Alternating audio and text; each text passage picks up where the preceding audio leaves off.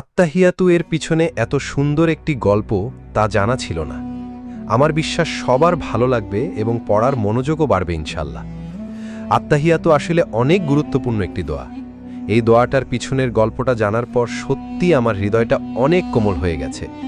আত্তাহিয়াতু আসলে আল্লাহর সাথে আমাদের মহানবী সাল্লাল্লাহু আলাইহি ওয়াসাল্লাম কথোপকথন একটা অংশ, যা আমাদের মহানবী সাল্লাল্লাহু আলাইহি ওয়াসাল্লাম ইসরাইল মিরাজ যাত্রার সময় হয়েছে মহান আল্লাহর সাথে।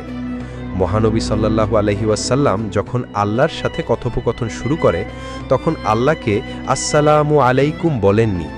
তাহলে কি বলেছিল?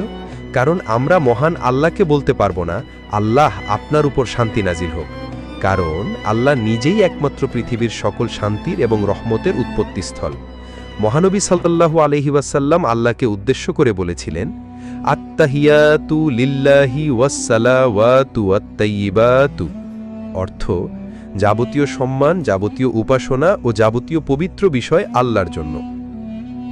উত্তরে মহান আল্লাহ বলেন, আসসালামু আলাইকা আইয়ুহান নাবিয়্যু ওয়া রাহমাতুল্লাহি ওয়া বারাকাতুহু, অর্থ হে নবী, আপনার উপরে শান্তি বর্ষিত হোক এবং আল্লাহর অনুগ্রহ ও সমৃদ্ধিসমূহ নাজিল হোক। এতে মহানবী সাল্লাল্লাহু আলাইহি ওয়াসাল্লাম বলেন, আসসালামু আলাইনা ওয়া আলা ইবাদিল্লাহি সলিহিন, অর্থ আল্লাহর সমৃদ্ধি শান্তি বর্ষিত হোক আমাদের উপরে এবং আল্লাহর সৎকর্মশীল বান্দাগণের উপরে।